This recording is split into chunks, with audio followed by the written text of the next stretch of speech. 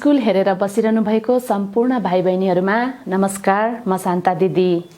Para para भाइ बहिनीहरु, तपाईहरुलाई स्वागत छ। टेली स्कुल कार्यक्रम चाहिँ तपाईहरु देवचुली टेलिभिजन नवलपरासीबाट, टेली स्कुल नेपालको फेसबुक पेजबाट र युट्युब च्यानलमा टेली स्कुल नेपाल भनेर सर्च गर्नुभयो भने हेर्न सक्नुहुन्छ है त।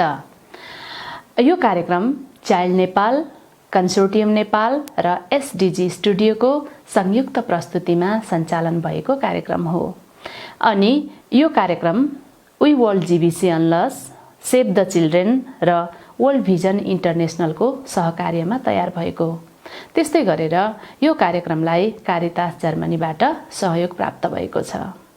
भाइ बहिनीहरु, तपाईहरुले दशैं कसरी मनाउनु भयो? मलाई लाग्छ पक्कै पनि रमाइलो गर्नुभयो होला। पिङ खेल्नु भयो, टीका लगाउनु भयो, अनि दशैंमा मिठा मिठा खानेकुराहरू पनि खानुभयो होला, हैन? अनि टीका लगाउन चाहिँ कहाँ जानु भयो त? गुटु कहाँ गयो होला तपाईहरुलाई? साथी दिदी, हजुर गुटु। अहिलेको दशैं त आफ्नै घरमै बसेर आफ्नै परिवारसँग रमाइलो मात्रै गरियो। हो गुटु। सायद हाम्रो भाइ बहिनीहरुले पनि त्यस्तै गर्नुभयो होला गुटुले जस्तै। मैले पनि त्यस्तै गरे। म पनि कहीँ पनि गइन टीका लगाउन, घरमा मात्रै लगाए। अनि घरमै भएको आफूभन्दा ठूलो मान्छेहरुबाट मैले टीका र आशीर्वाद लिए।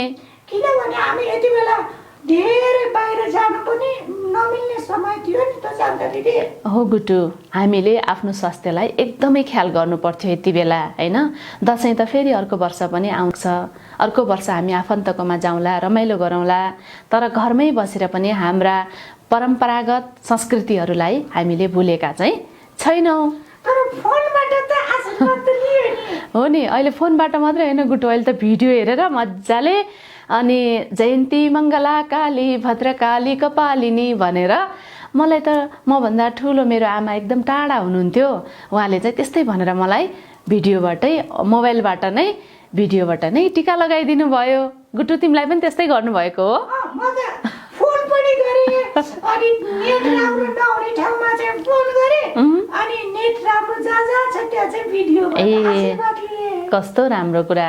भाइ बहिनीहरु, तपाईहरु पनि एकदम बुझ्ने हुनुहुन्छ यो कुरामा। तपाईहरुलाई आफ्नो स्वास्थ्यको बारेमा ख्याल छ। तपाईहरु आफू पनि स्वस्थ रहँदै अरूलाई पनि सहयोग गर्नुभयो होला भनेर हामीले एकदमै विश्वास लिएका छौं।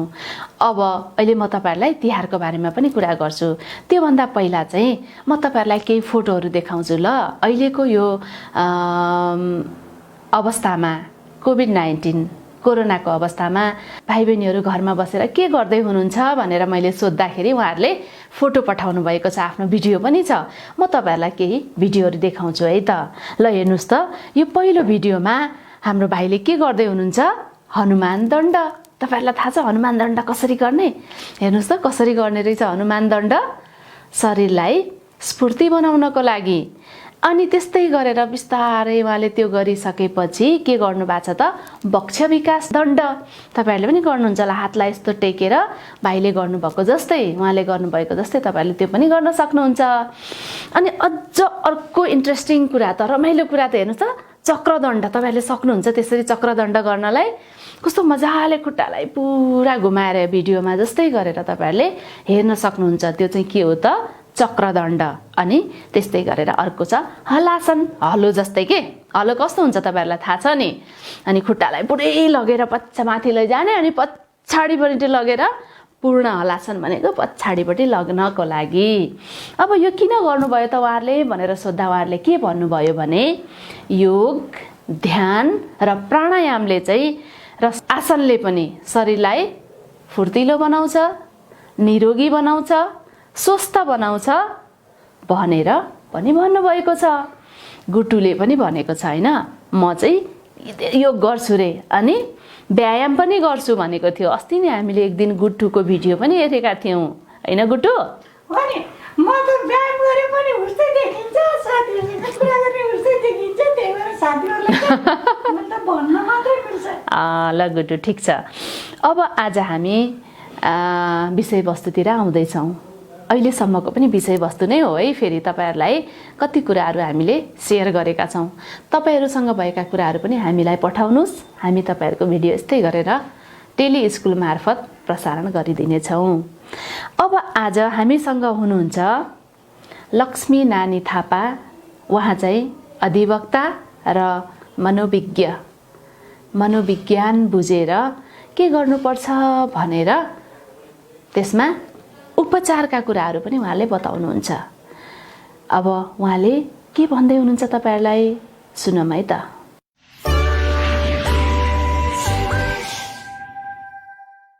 नमस्कार, म अधिवक्ता तथा साइकोलोजिस्ट भन्छ नि मनोविद लक्ष्मी नानी थापा। आज म तपाईहरुसँग बालबालिकाहरूको लागि चाहिँ कस्तो कस्तो कानुनी व्यवस्थाहरू छ भन्ने विषयमा छलफल गर्नेछु। तपाईहरुलाई थाहा छ संविधान भनेको के हो? संविधान भनेको चाहिँ यो देशको मूल कानुन हो भनेको चाहिँ त्यो चाहिँ प्राइमरी ल हो। त्यसको आधारमा चाहिँ अन्य कानुनहरू बन्ने गर्छन्। तपाईहरु यहाँ मसँग देख्नुहुन्छ, यहाँ नेपालको संविधानमा समावेश भएका मौलिक हक कार्यान्वयन गर्न जारी भएका ऐनहरूको एउटा संगालो छ र संविधानमा चाहिँ नि हाम्रो मौलिक हक भन्ने हुन्छ। मौलिक हक भनेको चाहिँ कुनै पनि मान्छेलाई उसको जीवनकालमा बाँच्नको लागि नभई नहुने हकहरू हो। फन्डामेन्टल भन्छ नि, मौलिक भनेको चाहिँ आधारभूत अधिकारहरूलाई चाहिँ हामी मौलिक हक भन्छौँ र हामी बालबालिकाको हकलाई पनि मौलिक हकको रूपमा हाम्रो देशको मूल कानुन अथवा संविधानमा स्थापित गरिएको छ अथवा उल्लेख गरिएको छ र त्यही अघि मैले भनेको थिएँ नि, मूल कानुन भनेको चाहिँ संविधान हो। संविधानमा चाहिँ बालबालिकाको हक पनि सुनिश्चित गरेको छ र ती हकहरू के हुन्, ती हकहरू कसरी प्रचलन गराउने, ती हकहरू चाहिँ हनन भयो भनेदेखि के कानुनी प्रावधानहरू हुन्छ भन्ने विषयमा आज हामी छलफल गर्छौं। र मैले अघि तपाईहरुलाई देखाइसकेँ, हाम्रो मौलिक हकभित्र चाहिँ बाल अधिकार पनि हाम्रो मौलिक हक भनेर संविधानको चाहिँ तपाईहरुले धारा नै कण्ठ गरे पनि हुन्छ, आर्टिकल भन्छ इंग्लिशमा।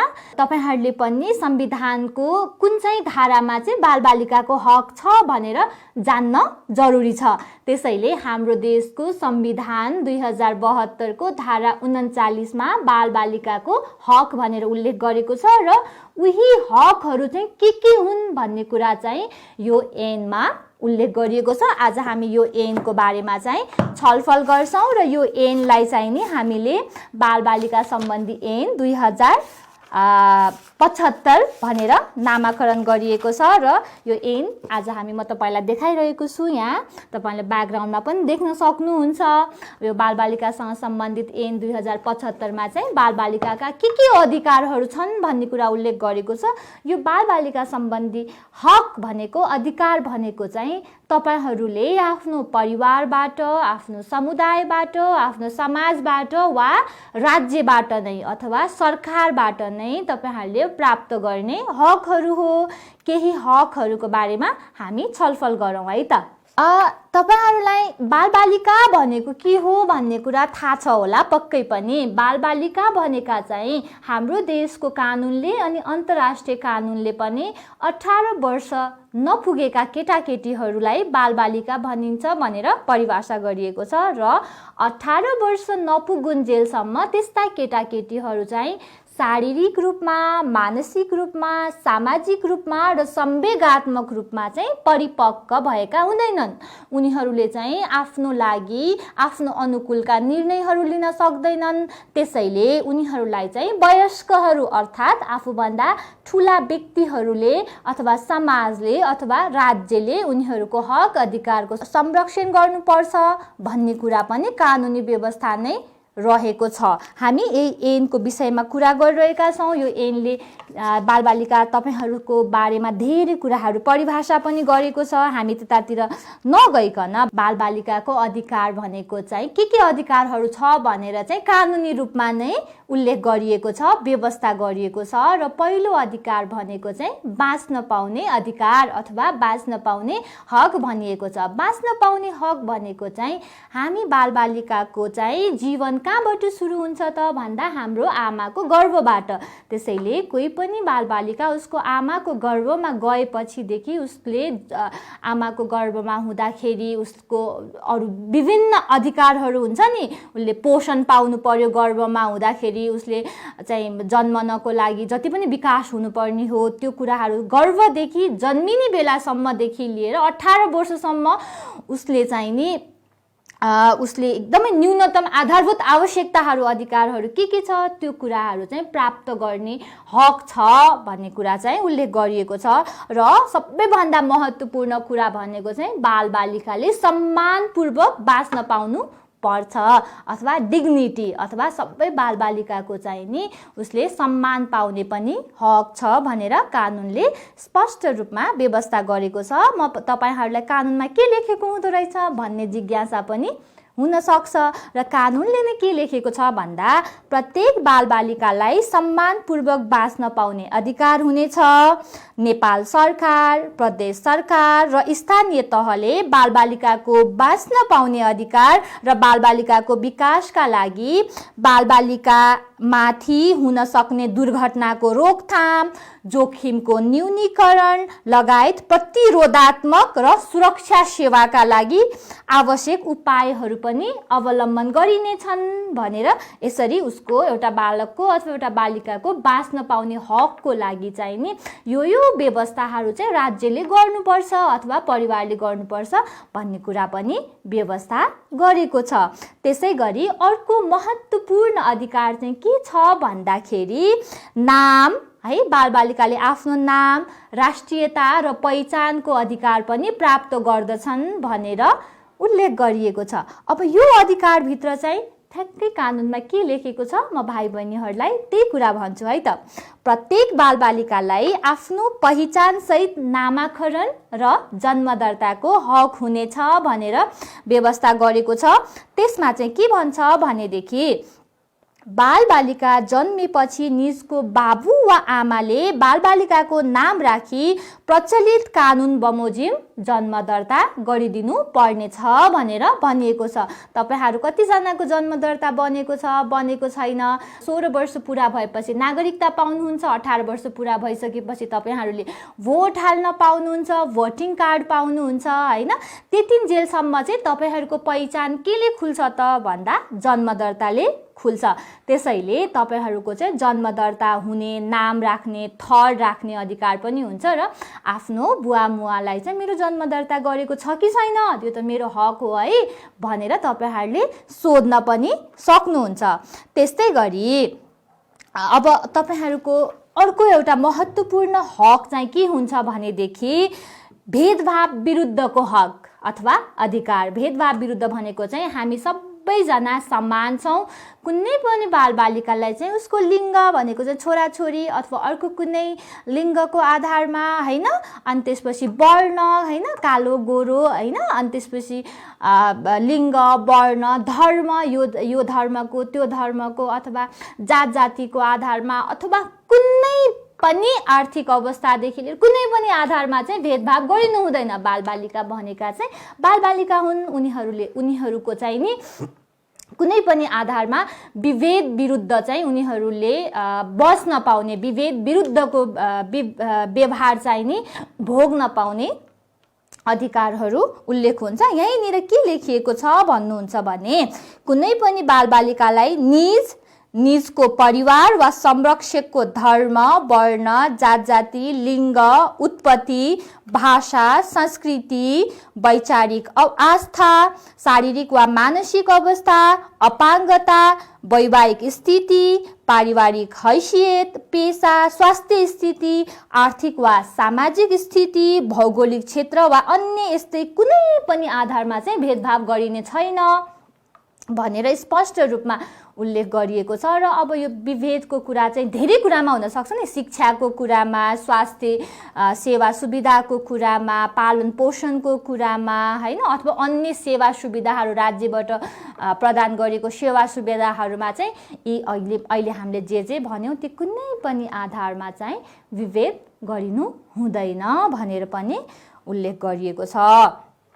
अब अर्को सबैभन्दा महत्त्वपूर्ण अधिकार भनेको चाहिँ संरक्षण। हामी बालबालिकाहरू चाहिँ आफ्नो सुरक्षा आफै गर्न सक्दैनौँ, त्यसैले हामीलाई चाहिँ अरूले संरक्षण गर्नुपर्छ, अरूले सुरक्षा दिनुपर्छ।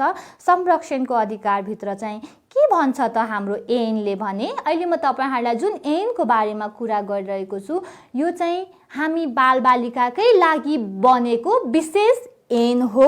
यो चाहिँ नि हाम्रो मौलिक हक अन्तर्गतको ऐन हो भनेर मैले यहाँहरूलाई भनिसकेँ। हामी संरक्षणको अधिकारको कुरा गरिरहेका छौँ।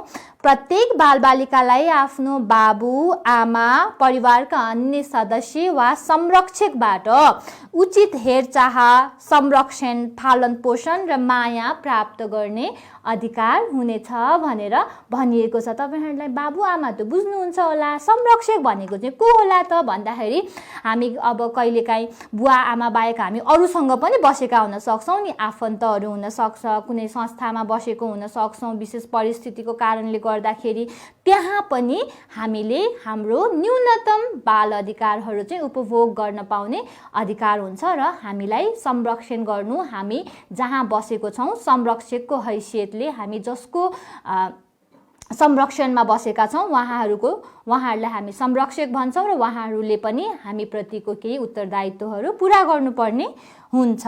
अब त्यस्तै अब धेरै खालका बालबालिकाहरू हामी त नर्मल हुन सक्छौँ, तर बालबालिका हामी जस्तै बालबालिकामा पनि फरक खालका समस्याहरू हुन सक्छन् नि, जस्तै अपाङ्गता भएका, द्वन्द पीडित, हैन, विस्थापित, जोखिममा परेका, सडकमा बस्ने बालबालिकाहरू, श्रममा संलग्न बालबालिकाहरू, उहाँहरूको लागि चाहिँ विशेष संरक्षणको आवश्यकता पनि रहेको हुन्छ। उहाँहरूको लागि पनि विशेष व्यवस्था गरिनुपर्छ भनेर चाहिँ यो ऐनमा स्पष्ट रूपमा उल्लेख गरिएको छ। त्यसैगरी अर्को चाहिँ सहभागिताको अधिकार भन्छ। सहभागिताको अधिकार भनेको चाहिँ हामीले आफ्नो विकासको लागि, आफ्नो ग्रोथको लागि, आफ्नो लक्ष्य प्राप्तिको लागि हामीले जे गर्नुपर्ने हो, जहाँ जहाँ जानुपर्ने हो, हाम्रो विषयमा, हाम्रो सन्दर्भमा निर्णय गर्ने निकायहरू हुन्छ नि, त्यहाँनिर चाहिँ आफ्नो लागि निर्णय गर्दाखेरि चाहिँ आफ्नो पनि त्यहाँ कुरा सुनाउने अथवा आफ्नो कुरा पनि सुन्ने खालको वातावरण हुन्छ र ती आफ्नो लागि निर्णय गरिने ठाउँहरूमा आफ्नो पनि सहभागिता हुनुपर्छ भन्ने अधिकारलाई हामी सहभागिताको अधिकार भन्छौँ।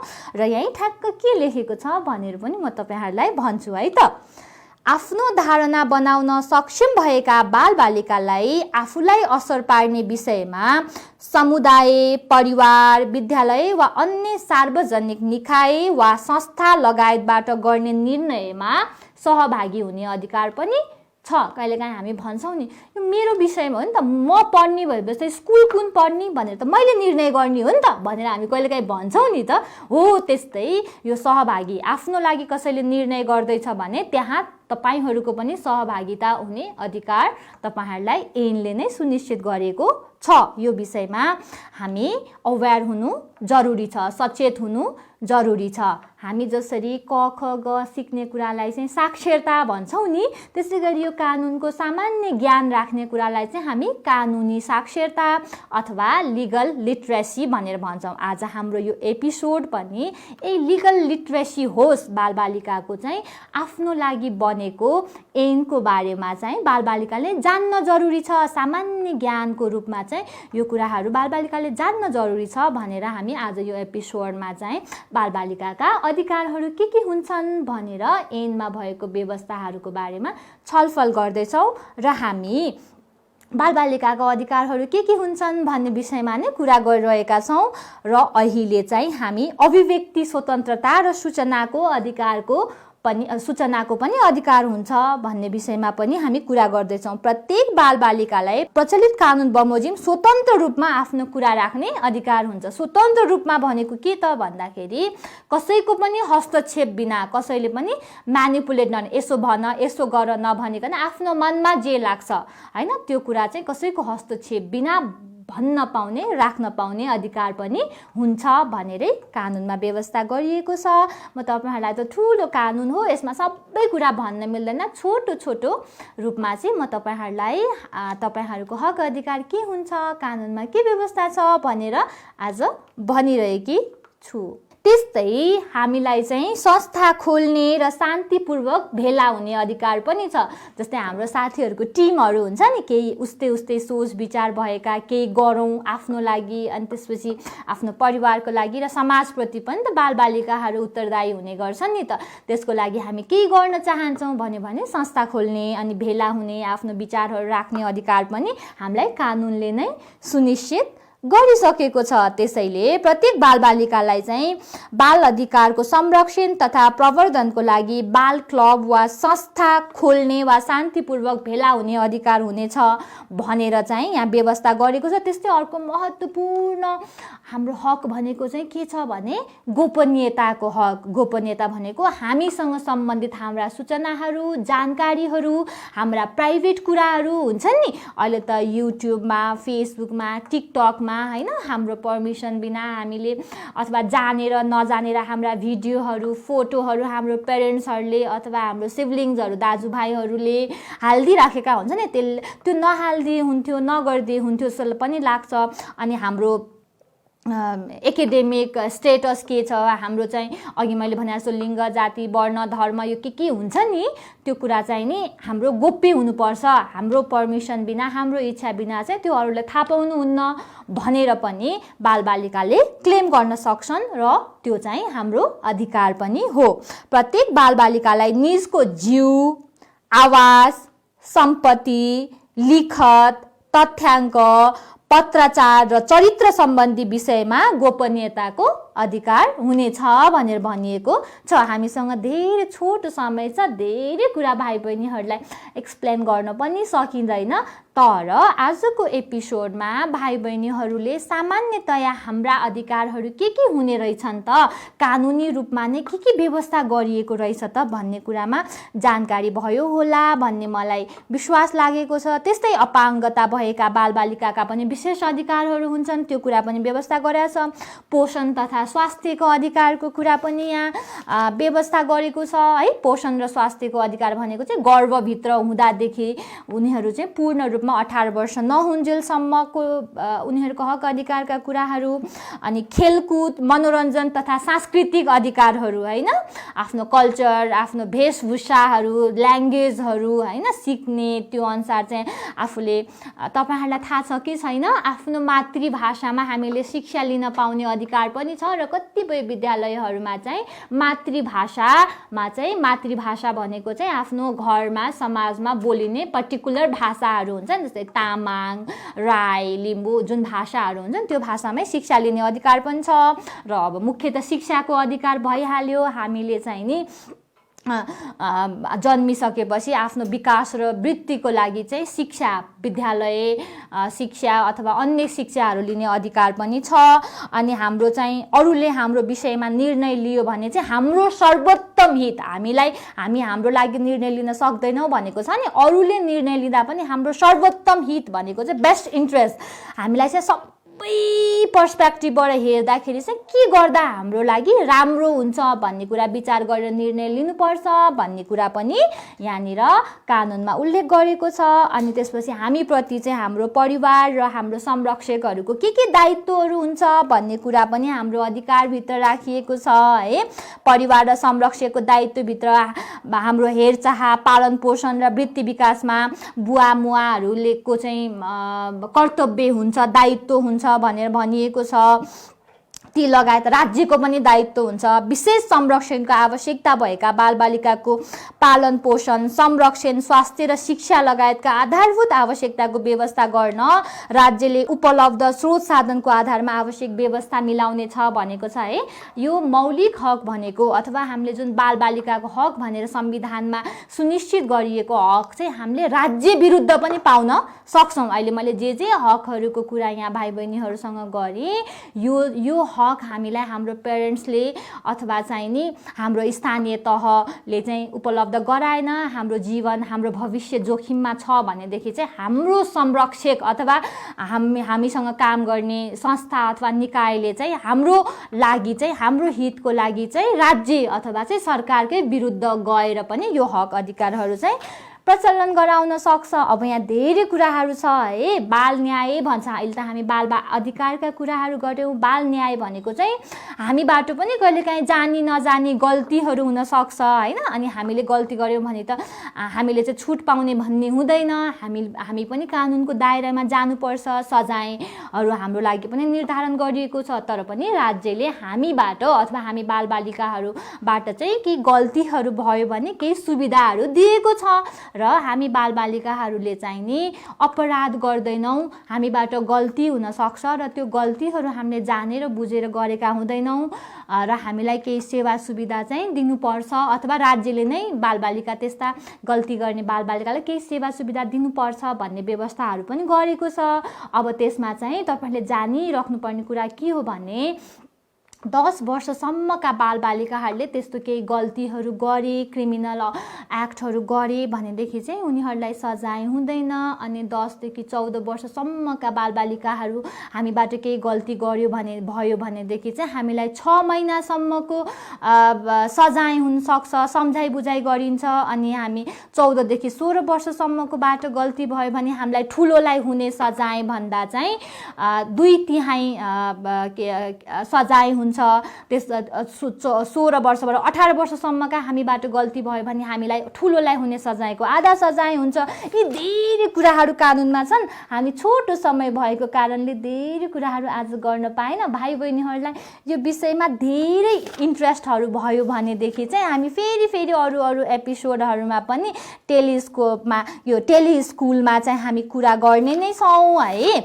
अब यहाँ चाहिँ फेरि बालबालिकाको पनि केही कर्तव्यहरू पनि हुन्छ है। यी सबै अधिकारहरू त छँदैछन् राज्यले दिने होइन, र परिवारको पनि हामीप्रति केही कर्तव्यहरू छ भनिएको छ।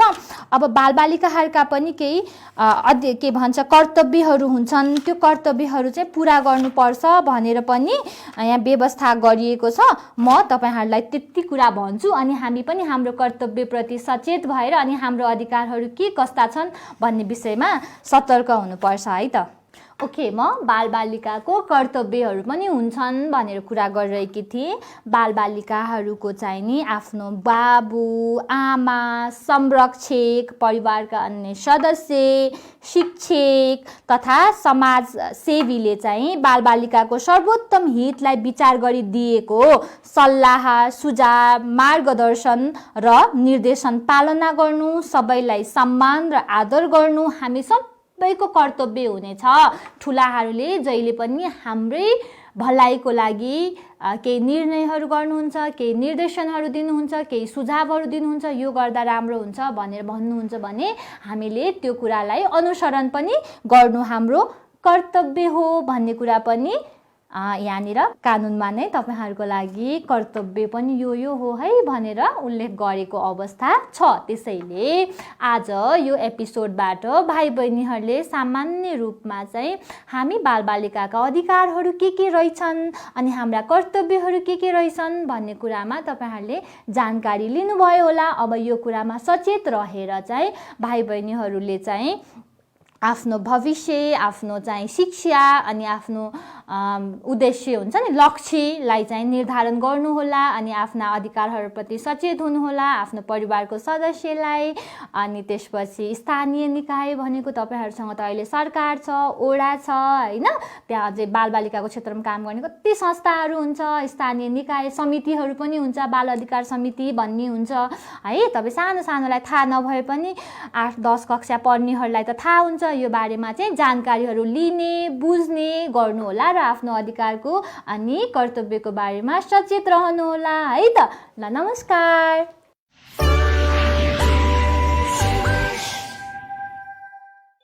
प्यारा भाइ बहिनीहरू, तपाईँहरूले लक्ष्मी नानी थापाले के भन्नुभयो थाहा पाउनुभयो होइन त? उहाँले के भन्नुभएको थियो? गुटुलाई याद छ? गुटु के भन्नुभयो उहाँले? उहाँले त विशेष गरी नेपालको संविधानमा बालबालिकाको कुरा के लेखेको छ अनि नेपालको बाल अधिकार सम्बन्धी ऐन बनेको छ, कति धेरै कानुनी जानकारी दिनु हो गुटु, मैले पनि त्यही भन्न आँटेको थिएँ। उहाँले चाहिँ संविधान भनेको के हो पनि भन्नुभएको छ होइन। संविधान भनेको के हो भनेपछि उहाँले पछि के भन्नुभयो भने अझ संविधान चाहिँ हाम्रो देशको मूल कानुन हो पनि भन्नुभएको छ। र यसमा बढी उहाँले चाहिँ बालबालिका तपाईहरूका हक अधिकारका कुराहरूलाई अझ प्रष्ट रूपमा तपाईहरूलाई भन्नुभएको छ। तपाईहरूका अधिकारहरू के हुन्, हक के हो, र अनि हक र अधिकारको कुरा गर्दा गर्दै उहाँले चाहिँ कर्तव्य पनि बिर्सिनु हुँदैन है पनि भन्नुभएको छ है। हामी आफ्नो हक चाहिँ लिन खोज्छौँ, अधिकारका चाहिँ कुरा गर्छौँ, तर मैले के गर्नुपर्छ भन्ने कुरा चाहिँ के गर्छौँ त बिर्सिदिन्छौँ होइन। त्यसले गर्दाखेरि उहाँले चाहिँ बालबालिकाका हक अधिकारका कुराहरू संविधानको धारा कतिमा उल्लेख गरिएको छ पनि भन्नुभएको छ। तपाईहरूले त्यहाँ कमेन्टमा लेख्न सक्नुहुन्छ है त, उहाँले कति धारामा चाहिँ तपाईहरूका अधिकारका कुराहरू छ भनेर धारा कतिमा उल्लेखित छ, व्यवस्था गरिएको छ भनेर पनि भन्नुभएको छ। अनि बालबालिका सम्बन्धी ऐन 2075 को पनि कुरा गर्नुभएको छ उहाँले। कति धेरै जानकारी दिनुभयो हामीलाई। हामी बाहिरको कुराहरू जस्तो गीत सुन्छौँ, छिट्टो लिन्छौँ र भन्न सकिहाल्छौँ, अनि नृत्य हेर्छौँ, नाचेको हेर्छौँ र हेर्नसाथ छिट्टो नाच्न सकिहाल्छौँ। त्यस्तै गरेर मादल बजाउन कतिले छिट्टो सिक्नुहुन्छ र बजाइहाल्नुहुन्छ। तर हामीलाई चाहिने हाम्रा कानुनका कुरा, अधिकारका कुरा, कर्तव्यका कुरा र यस्ता कुराहरू पनि हामीले छिट्टो सिक्ने तरिकाले लक्ष्मी नानी थापाका कुराहरूलाई मनन गर्दै हामीलाई कहाँनिर प्रयोग गर्नुपर्छ त, ती कुराहरू हामीलाई कहिले चाहिन्छ भन्ने कुरा हामीले थाहा पाइराख्नुपर्छ र आफ्ना अधिकारको बारेमा पनि हामीले जानकारी लिनुपर्छ। त्यो नै हाम्रो के हो त, शिक्षा हो होइन। हामी शिक्षित भन्छौँ नि, पढे लेखेको मान्छे हामी शिक्षित भन्छौँ, तर हामीले कतिपय साना आफूलाई चाहिने आवश्यक कुराहरू पनि थाहा पाएको हुँदैनौँ के। किताब हेरेर किताबको पानाहरू अक्षरहरू पढ्नु मात्रै हामी शिक्षित हो त भाइ बहिनी? होइन नि। हामीले हामीलाई चाहिने कुराहरू, अधिकारका कुरा, कर्तव्यका कुरा, देशको कुरा, कानुनको कुरा, हाम्रो देशमा के भएको छ भन्ने कुराहरूको पनि आफ्नो तह तह अनुसारको जानकारी हामीले लिनुपर्छ। तर यसो भन्दै गर्दा भर्खरको सानो 3 वर्षको बच्चाले कानुनको कुरा थाहा पाउनुपर्छ भनेको चाहिँ होइन है। तपाईहरू 6, 7, 8, 9, 10 कक्षामा, 12 कक्षामा पढ्ने भाइ बहिनीहरूले चाहिँ यस्तो कुराहरू थाहा पाउनुपर्छ। त्यस्तै गरेर 4, 5 कक्षामा पढ्नेले पनि आफ्ना अधिकारका कुराहरू थाहा पाउनुपर्छ, सँगसँगै कर्तव्य पनि थाहा पाउनुपर्छ। हजुर, हाम्रो साथीहरूलाई सेसनबाट त्यति धेरै रमाइलो चाहिँ आउन सक्छ। हजुर गुटु, आजको हाम्रो कार्यक्रमबाट हाम्रो साथीहरूले धेरै कुरा आफूलाई चाहिने कुरा चाहिँ सिक्नुभयो। हो गुटु, स्याबास, तिमीले मलाई कस्तो राम्रो कुरा सम्झायो। हाम्रो यो कार्यक्रमको उद्देश्य चाहिँ सिकाइ, सूचना, मनोरञ्जन र सहभागिता हो। 4वटा उद्देश्य लिएर हामीले यो कार्यक्रम सञ्चालन गरेका छौँ होइन। त्यो मध्ये कहिले तपाईहरूलाई सिकाइ हुन सक्छ, कहिले सूचना जानकारी दिन सक्छौँ, कहिले तपाईहरूको सहभागिता मात्रै हुन सक्छ। अस्ति नै हामीले एक दिन बाल अधिकार को दिनमा चाहिँ तपाईहरू सबैजनाको सहभागिता गराएर हामीले कार्यक्रम गरेका थियौँ। त्यस्तै गरेर अब आउँदा दिनहरूमा पनि तपाईहरूसँगको सहभागिता, हरेक दिन पनि सहभागिता त भएकै छ होइन, तर अझ धेरैजनाको सहभागिता गराएर पनि हामीले कार्यक्रमहरू सञ्चालन गर्ने गरेका छौँ। गुटुले भने जस्तै आज तपाईँहरूले धेरै कुराहरूको जानकारी पाउनु भएको छ र अब हामीले लक्ष्मी नानी थापालाई धन्यवाद दिनुपर्छ। भाइ बहिनीहरूको तर्फबाट, टेली स्कुलको तर्फबाट र शान्ता दिदीको तर्फबाट अनि गुट्टुको तर्फबाट पनि उहाँलाई के गर्ने त आज हामी? ताली कस्तो ताली बजाउने? 1, 2, 3 ताली, अथवा यस्तो ताली, अथवा माला ताली, तपाईँहरूले जे भन्नुहुन्छ त्यही नै बजाउँ है त। ल, माला ताली हो, ठिक छ। उहाँलाई धेरै धेरै धन्यवाद। अब आज हाम्रो कार्यक्रममा भाइ बहिनीको पनि पालो आएको छ। सहभागिताको कुरा गरेको थिएँ होइन अघि भर्खर मैले। अब आजको भाइ बहिनी हुनुहुन्छ हामीसँग विशाखा सापकोटा अनि देवव्रत निरौला।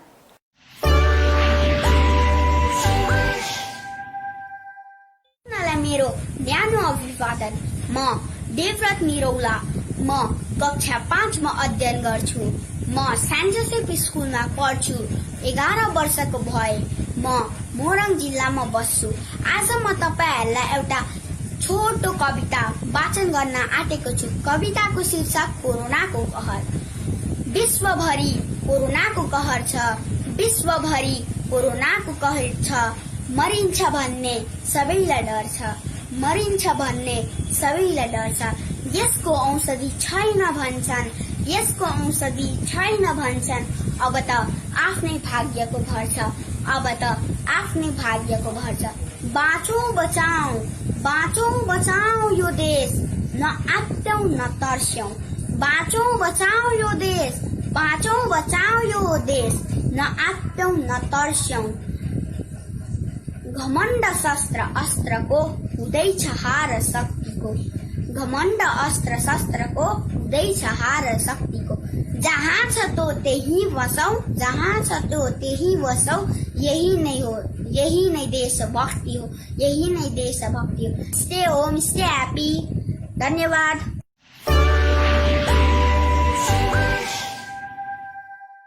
नमस्ते, मेरो नाम हो विशाखा सापकोटा। बिस्तारै हुँदै गएपछि पर्सीलाई के लाग्न थाल्छ? फुल लाग्न थाल्छ।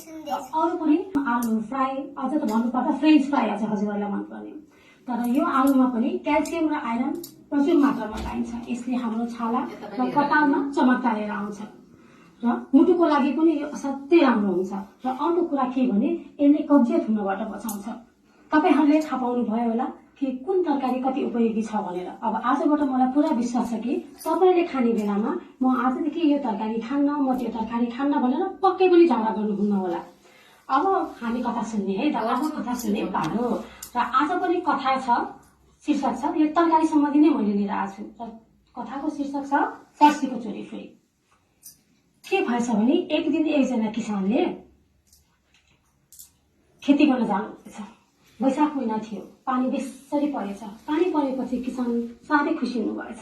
ओहो, अब त पानी पर्यो, अब चाहिँ मैले माटोहरू मलिलो हुन थाले, अब चाहिँ मैले काँक्राको र फर्सीको बिउ रोपेँ भने चाहिँ पक्कै पनि राम्रोसँग फल्छ। त्यसपछि उहाँ के गर्नुभयो त, खेततिर जानुभएछ। यसो आकाशलाई हेर्नुभएछ, माथि चराहरू पनि आकाशमा उडिरहेका थिएछन्, काराङकुरुङहरू पनि उडेछन्। जब काराङकुरुङ आउँथ्यो त्यति बेला चाहिँ किसानलाई थाहा थियो कि पक्कै पनि माटो मलिलो हुन्छ भनेर।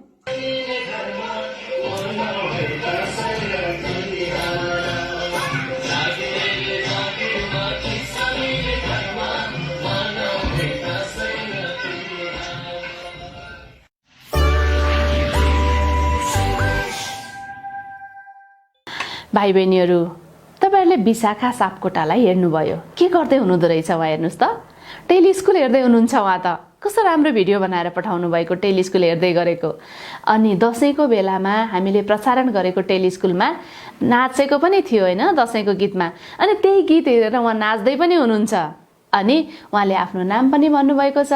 अनि टेलिस्कुलमा म कहानी सुन्दैछु भन्नुभयो उहाँले। उहाँ चाहिँ कथा सुन्ने दिन चाहिँ मजाले टेलिस्कुल हेरेर बस्नुभएको रहेछ। कति राम्रोसँग तपाईँहरूले पनि त्यस्तै गर्नुभएको होला, हामीहरूलाई आशा छ। त्यस्तै गरेर देवव्रत निरौला चाहिँ के भन्दै हुनुहुन्छ त, देशभरि कोरोना छ, कोरोनाको कहर छ, अनि मरिन्छ कि भन्ने सबैलाई डर छ भनेर विश्वभरि कोरोनाको कहर छ, मरिन्छ कि भन्ने सबैलाई डर छ भनेर कति राम्रो कविता वाचन गरेर जानुभयो। सायद त्यो उहाँले आफैले लेख्नु भएको होला। तपाईहरू पनि कविता लेख्न सक्नुहुन्छ, गीत गाउन सक्नुहुन्छ, अनि विशाखाले जस्तै टेलिस्कुल हेरेर रमाइलो पनि गर्नुहुन्छ। हाम्रो धेरै धेरै तपाईहरूलाई शुभकामना छ। त्यस्तै गरेर हाम्रो कार्यक्रममा, टेलिस्कुल कार्यक्रममा आएर विशाखा सापकोटा र देवव्रत निरौलाले आफ्नो प्रतिभा प्रस्तुत गर्नुभएकोमा उहाँहरूलाई पनि धेरै धेरै धन्यवाद छ। अब हाम्रो कार्यक्रमको अन्त्यतिर आइपुग्दा हामीसँग बाल अधिकार महासन्धिको धाराहरूको पनि कुरा गर्छौँ हामी हैन। आजको धारा 35 मा के छ भनेर आउँदै हुनुहुन्छ साम्भवी सुवेदी।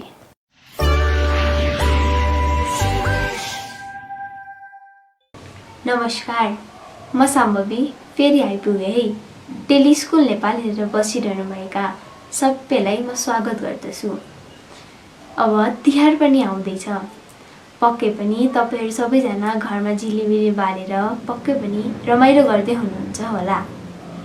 ल, आज म तपाईहरूलाई बाल अधिकार महासन्धिको धारा 35 मा के लेखेको छ भनेर सुनाउने छु। ल सुन्नुहोस् है। अपहरण र बेचबिखनबाट जोगिन पाउनु हाम्रो अधिकार हो भनेर भनिएको छ। यही धारालाई लिएर एउटा सानो गीत पनि तयार पारिएको छ, त्यो म आज तपाईहरूलाई सुनाउने छु। ल सुन्नुहोस् है। अपहरण बेचबिखन कति घिना लाग्दो, अपहरण बेचबिखन कति घिना लाग्दो, अधिकार खोजै पार्न जीवनास लाग्दो, अधिकार खोजौ पार्न जीवनास लाग्दो भनेर भनिएको छ। आज मैले तपाईहरूसँग धारा 35 को बारेमा कुरा गरेँ। अब यसै गरी अर्को कार्यक्रममा अर्को धारा लिएर आउनेछु। हस्त धन्यवाद। घरमै रहनुहोस्, सुरक्षित रहनुहोस्, रमाइलोसँग तिहार मनाउनुहोला। Bye by.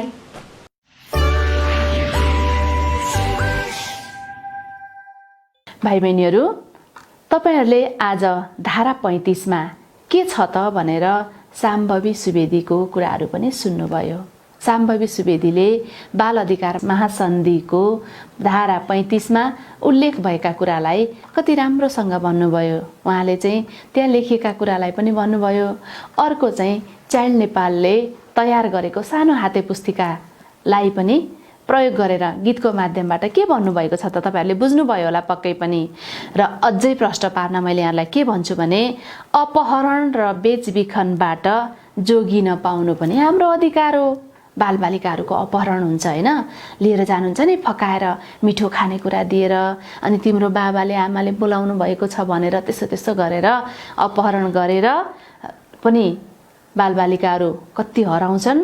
र अर्को बेचबिखन पनि हुन्छ। मैले तपाईहरुलाई अस्ति कथा सुनाएको थिएँ है, एउटा आफन्तहरूले चिनेको मान्छेले दिएको खानेकुराहरू चिनेको मान्छेले फकाएर तपाईहरुलाई बेचबिखन गर्न पनि लान सक्नुहुन्छ, नचिनेको मान्छे पनि हुन सक्नुहुन्छ।